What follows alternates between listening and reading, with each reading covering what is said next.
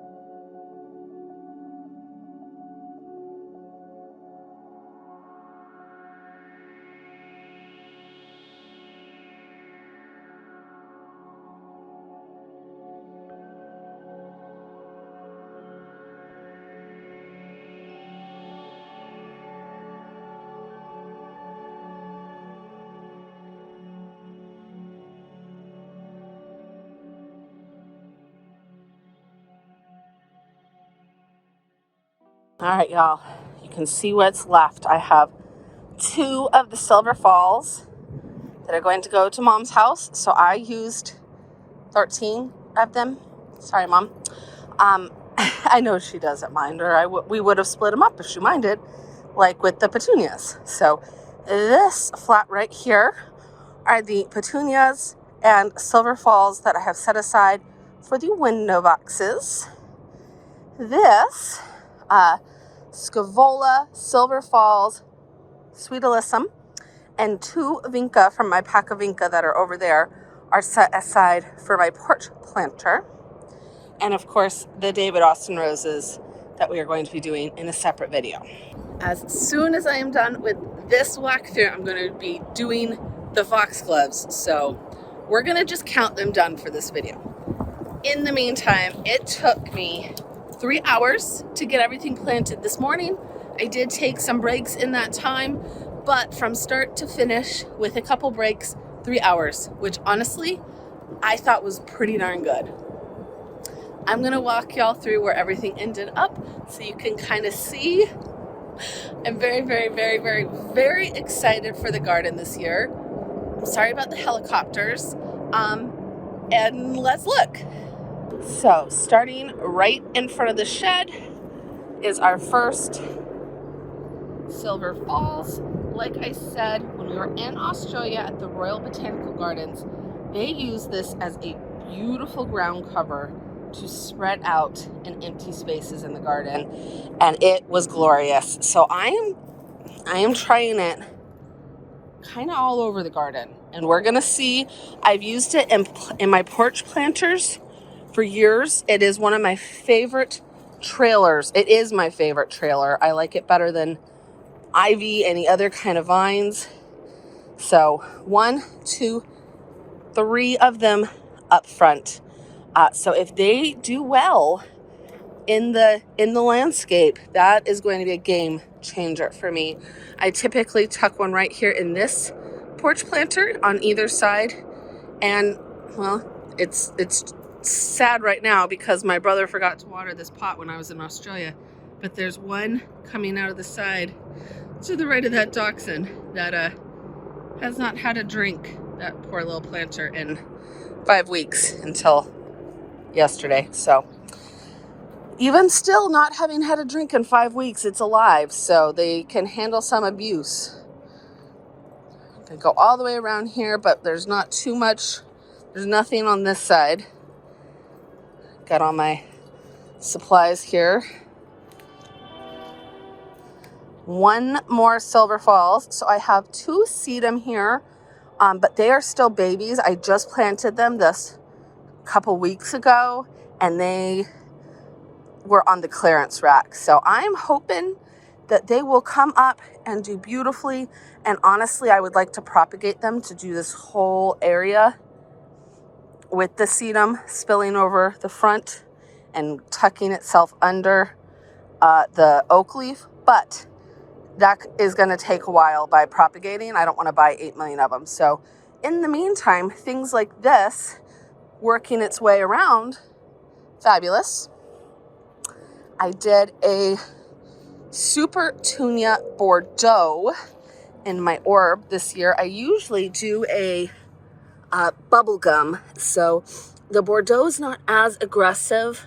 Not sure that he will fill out the whole area, but even with the bubble gum, I always expected the bubble gum to get big enough to almost trail over the sides of stuff. She never did. She'd come out about this far. So I tucked 2 dianthus here and another Silver Falls. So I have had terrible luck with dianthus in my yard. I only planted it the very first year I was here. Like literally there wasn't even mulch on the ground. I didn't have like border done. I had 2 crepe myrtles planted and some Nandina, like landscape, big fundamental foundation pieces, and that's it. And then I came in with a couple annuals, and dianthus was one of them because they're a great, affordable option, and they just immediately died. And they're usually a pretty easy one. So I'm not sure why. I'll show you when we get down there where I planted them. And so I'm not sure why they didn't like that spot. It's a very half sun, half shade spot. So I'm doing an experiment this year. I planted 2 here where they get a lot of sun. This corner is a very sunny spot. And I planted the other ones down in the shade. We're gonna see which live. Whichever win and live get to stay. In an ideal world, they'll both live, and it was just a fluke the first year, but my pride, my joy, my new coneflower, I so in love with this. I literally cannot even express it. I am so excited. So it can get pretty big if it wants to, 24 to 30 inches tall by 18 inches wide. These are unplugged pink salvia, and I'm planning to pop in some cosmos around here. So if all of them grow up and together, it will be a very wispy pink look, which will be really pretty because right here we have a very wispy purple look. So I have purple, your standard purple coneflowers. I have Gara, and I have a bee balm, purple bee balm up here. This is the bee balm that we got at D&J's last year that I was talking about in that shopping video. And I planted 1 here and 1 here. And you can see she has self-seeded. And this corner of my garden, I just let go. I planted 3 coneflower here. She is self-seeded and multiplied. And the Gara. And this is just like wild corner. I want it to all go together and be wispy and beautiful and blooms. And so, you know, this will do the same thing. I will be very happy. And then I have a whole bunch of sweet alyssum in the front. This is not a garden tour. We're just showing you the things. Okay, on track. Stay fast. Silver Falls. Woo. Sorry, y'all. My ankle just gave out. Silver Falls. Pink Princess Petunia. Pink Princess Petunia. I had 2 catmint planted here last year, and that's what I want to fill in. It's a perennial, but this one died, and this one is just teeny tiny. So it's going to take years as a perennial to grow into the whole front of this area, unless it just starts doing better. Mom's got huge. Hers is literally this big already. I bought them at the same place. So in the meantime, we'll fill in with annuals while we wait for our perennials to get big enough. And spoiler alert, this is where the foxglove are going. So 3 of the big foxglove, and then just a trove of my littler ones that I started from seed. These already have bloom stalks and will bloom for us like right now. And the ones I started will bloom in the next couple months. So it'll be a nice succession of blooms. We have another Silver Falls. These trail, and they will start to put out little like runners where they will latch onto the ground and root in and help themselves along. So as the runners are coming, you'll want to help spread them out in the directions you want them to go, or they will help themselves to whichever direction they want to go. Keep that in mind. We have all of my empty containers, and this is where my 2 white petunias are going. I'm going to move the mums into the garden. Woo, here's my big sweet alyssum that I got. I had 1 big, 1 little. So I'm hoping, this is a proven winner snow princess. They can literally get to be 3 feet wide if they want. She can take over any of this area she wants. Obviously the pansies are going to go maybe even tomorrow. We'll see. And my 1 pink princess bubblegum that's coming back from last year, she gets really big if she's happy too. So hopefully we'll just have a whole mass of pink and white blooms here, similar to my verbena. This is a proven winner's pink verbena. She came back from last year, and she's glorious.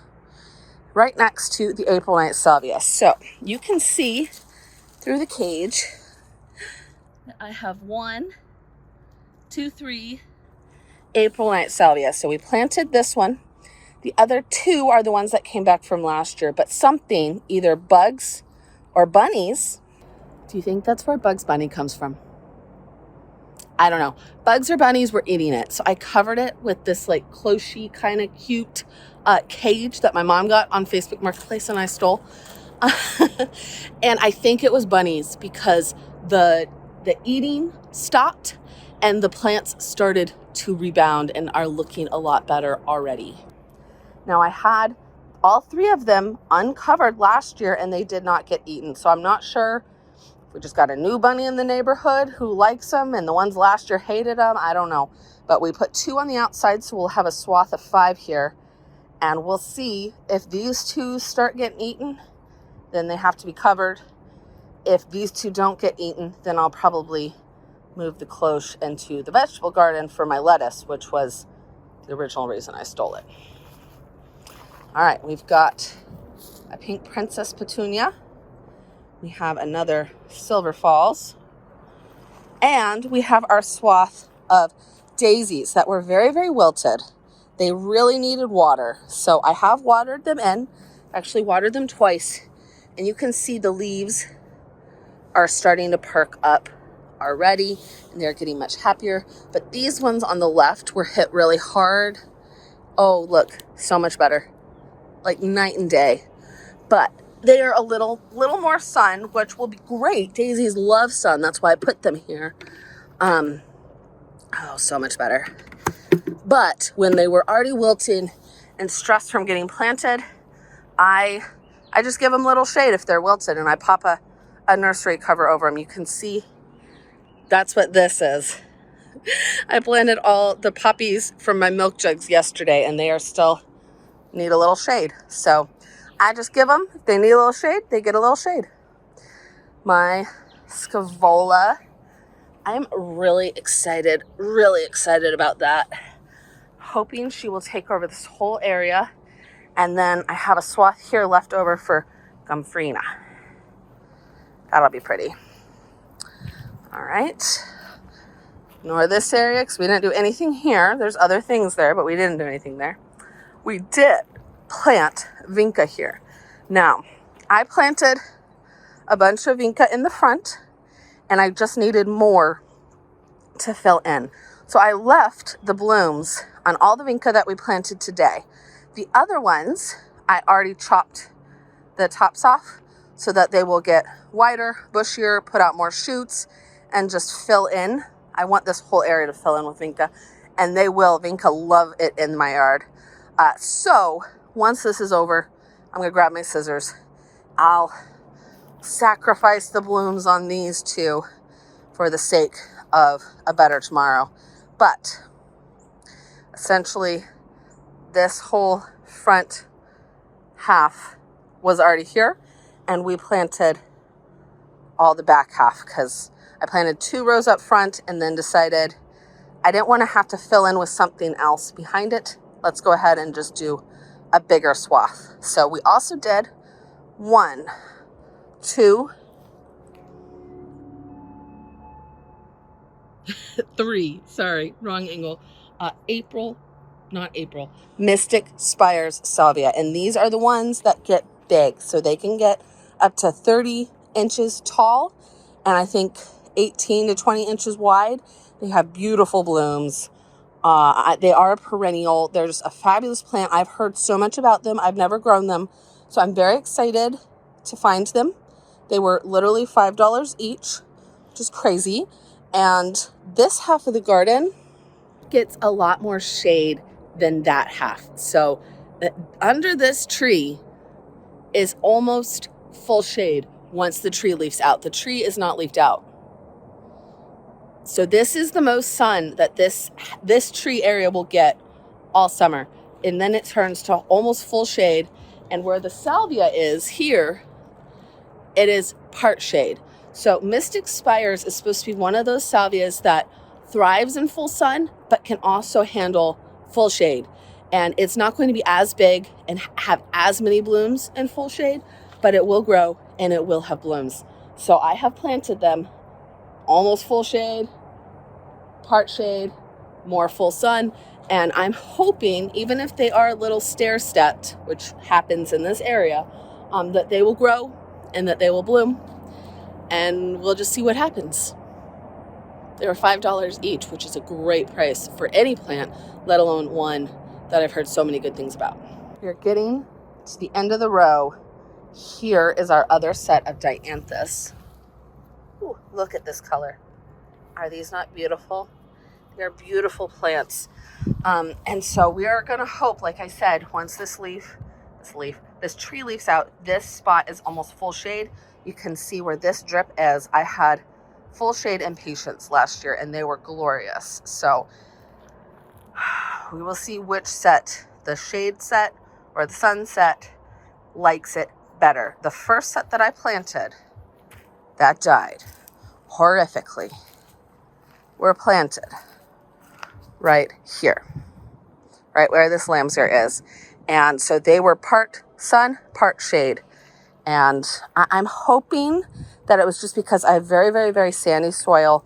And before I started amending my soil, I'm literally about to put inches of compost on everything, which feeds it. And I've been putting, fertilizer and working the soil now for 4 years. They were the first thing I planted. And so I'm hoping now, 4 years later, I will have a better handle on if they will live or not. That Mystic Spires Salvia and this Silver Falls Dichondra are the very last things in the set of things that I planted, except for this Supertunia Bordeaux. So it is a purple one. And that's everything. We planted 51 individual plants today in 3 hours. Now, some of them, like the vinca, were small from that 12 pack. Some, like the coneflower, were bigger, but 51 plants, 51 times, using my auger, getting up, getting down, bending my knees. I have bad knees. So, you know, it was a lot of work. I think it will be very, very, very worth it. I am hoping beyond hope that I have a better handle this year on where my light in my garden works and what plants do well in which spaces, and that all of these plants will not only live, but thrive. No guarantees, but I am really, really hopeful. So I will see you in the next video. If you would like to watch the Foxglove review / planting session, I'm literally going to go work on that right now, and it will be up shortly. So I hope you enjoyed this video. Thank you so much for hanging out with me in my garden, and I will see you in the next video. Bye.